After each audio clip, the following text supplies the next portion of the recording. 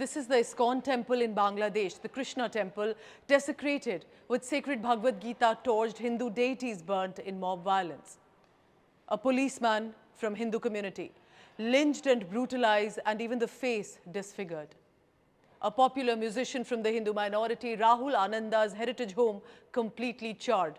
Thousands of instruments, books, all destroyed. Fortunately, the family survived. As interim government forms in Bangladesh, there's a renewed hope of corruption-free Naya Bangladesh, where opportunities will come for one and all. But this too is a brutal reality unfolding on the ground. Multiple videos of Hindu community members, especially women, folded hands begging and pleading for help to save their temples, save their life. In this episode of Homeland, I will show you reports that are verified from the ground, while many are in circulation online. India Today's Ashutosh Mishra is in Bangladesh right now, and he documented this on camera. Take a look. Meherpur district happens to be the bastion of the Jamaat-e-Islami and several other extremist organizations. So clearly, the world media has never bothered to come to this place. India Today is here, and what you see right behind me is a property, literally, a well-doing family, lawyer for 5 generations, Mr. Bhattacharya. The family was in Japan, and the mob, right after burning the temple, vandalizing the temple, they came here in the property and they burned down everything. All I see, the family members here, the Holy Bhagavad Gita, the religious book that I see in my hand. You see, the things have been literally, this is how they literally targeted the Hindu families. There have been loot, there have been destruction of the properties, and these images are the documentary evidence that in remote areas, all we see only the reports from Dhaka. In fact, the Western media also saying everything about Dhaka remains calm, the situation is restoring to normalcy. But it was not only limited to Dhaka as far as the violence in engaging in atrocities against the minorities are concerned. Let me give you some background about it. The population of Hindus in Bangladesh has dipped from 22% in 1951 to below 8% by 2022. This is a massive dip. The Muslim population, meanwhile, is over 90% now in Bangladesh. It was about 76% approximately in 1951. According to the Hindu American Foundation, between 1964 to 2013, over 11 million Hindus have fled Bangladesh due to religious persecution. It adds that over 2 lakh Hindus continue to leave the country every year, many of them fleeing into India. The 2011 census there shows that about 1 million Hindus have gone missing from the country's population between 2000 and 2010, according to DW. Many of them have taken refuge in India, especially in states like Bengal or the northeastern states like Tripura, Assam and Meghalaya. From 1971 till today, they are fleeing horrific religious community-based violence. Amid this situation in Bangladesh, with such low numbers of the population, no prominent political support, even one attack is enough to send panic for the remaining community members. And that must be taken into consideration, of the fear to even hold an opinion on their safety concerns.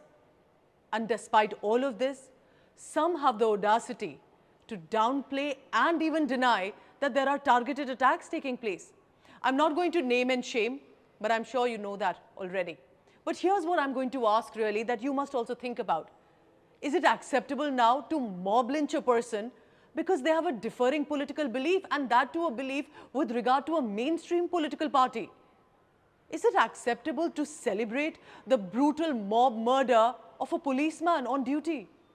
Is it acceptable to target a woman and assault her because Hindus were Sheikh Hasina supporters?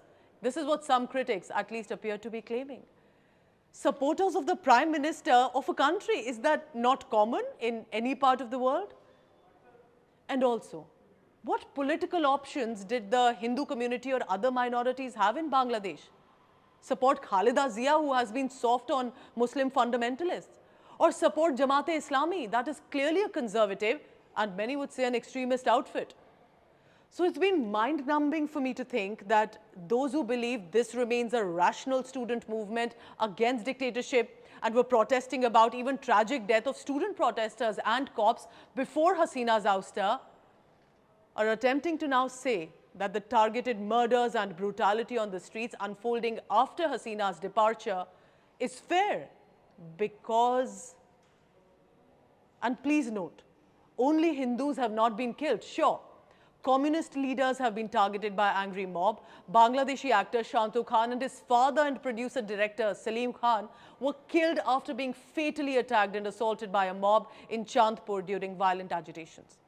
There was complete mayhem that affected many across religious and political lines, of course. But for a religious minority that continues to have a mob at the door, this is more worrisome, especially for the women, girls and children, and especially when there's been a history of persecution. More background for you. Remember the temples that were broken during the Durga Puja in 2021? The violence left 9 people dead, hundreds of homes and temples were burnt or vandalized. What politics was there in this? In 2017, after Jamaat-e-Islami leader Delwar Saeedi was convicted by the International Crimes Tribunal, over 100 Hindus appeared to have been reportedly killed in a massacre. Over 30 Hindus had disappeared. Dhaka Tribune reported about it. No one knows what happened to most of them. What was their politics really to be killed like that in that manner or go missing? Was the International Crimes Tribunal a Hindu organization? The fact that mobs had completely taken over the streets in different parts of Bangladesh in the absence of police, in the absence of government, is a nightmare, to say the least. But this time the world decided to unite against violence in Bangladesh. There were protests seen across the world, starting from Delhi, from universities and on the streets in different parts of India as well. Protests were seen. And then came in the Western world. This is from United States of America, even across cities in the United Kingdom. This is from Helsinki in Finland, where the Indian diaspora also organized an awareness drive in the European country to educate people about what is happening. Solidarity campaigns were seen across the world, online and offline, by Hindus, Christians, Muslims, by Bangladeshi and Indian diaspora, by other ethnic groups who woke up to the reports via social media. Many among Hindu communities settled in different parts of the world decided to rise in support of those at risk in Bangladesh, so that the remaining ones now in the country do not face persecution. Not anymore, not in 2024. This is also people's power. Daily Star is one of the most popular news portals and newspapers of Bangladesh. It did mention that over 200 attacks have taken place targeted at minorities and vulnerable groups. Many Bangladesh news portals continue to bravely document incidents. This, remember, is despite the anarchy that is around them too. This is what journalists are supposed to do, and many in Bangladesh have done it. In fact, I personally truly appreciate the editorial in the Daily Star that, without any if or but, without any disclaimers, did mention that there have been targeted community attacks at Hindus and other minorities, and that there should be a call for peace and government action by one and all. And then there are activists on the ground.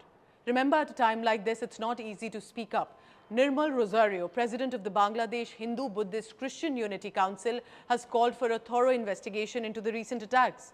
I quote from the Dhaka Tribune when he says, "We want a non-communal Bangladesh. Every incident of attack on minorities must be properly investigated, and those responsible should be prosecuted. I call on the interim government," he says, "to enact an ordinance for minority protection." Then came in official remarks from authorities across the world. USA State Department expressed deep concern over the continued violence and said, I quote it here, "We are deeply concerned about continued reports of violence in Bangladesh, including violence directed at members of religious or political groups. We are equally concerned about reports of violence against police and law enforcement agencies." More and more nations then started to speak and give out statements. A ripple effect of this was seen in the international media. Western media had to publish the targeted attacks this time because there were too many videos starting to surface, too many ground reports, too many people speaking up. Even though the international press has been maintaining a largely low profile when it comes to atrocities on Hindu and Christian minorities, for example, in Pakistan or in Kashmir. And I would say, sadly, a lot of those reports have been disappointing and has a biased coverage. But this time, definitely, credit where due, developments were reported in the international media and from different countries. But even then, there were some strange reports and columns I came across. I was surprised by this one. Al Jazeera. On the 8th of August, Al Jazeera reported events in Bangladesh and the violence and mayhem that is on, but rolled out saying, "Islamophobic alarmist" was how Indian outlets covered the Bangladesh crisis. They had the facts on ground, and despite that, they're blaming India instead for the alarm rather than go ahead and report more on what's unfolding.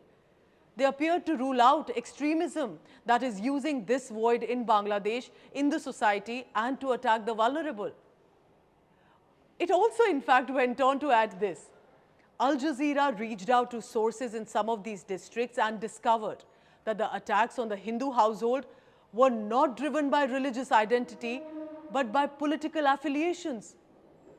Did they seriously write this? I mean, AJ has extensively reported on the Israel-Palestine issue, for example, and primarily from the lens of Gaza, or must I add Hamas, or must I add Qatar. All reports gravely detailing the horror and deaths that unfolded in Gaza. So the world must know, and rightly so.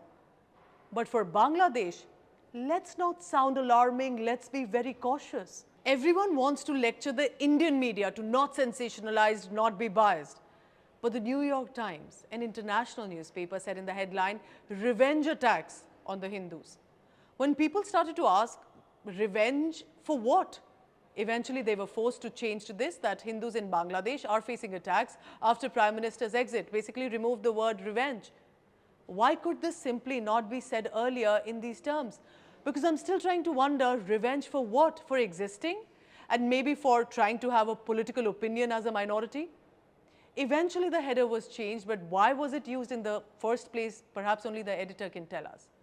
It's important to have knowledge about the region's history, a pattern, and the background before passing statements and saying, do not pass sweeping statements. Because remember that the Western media often has had a perspective on the subcontinent, on India, with a very clear, specific lens, and must I say, not always the most accurate lens.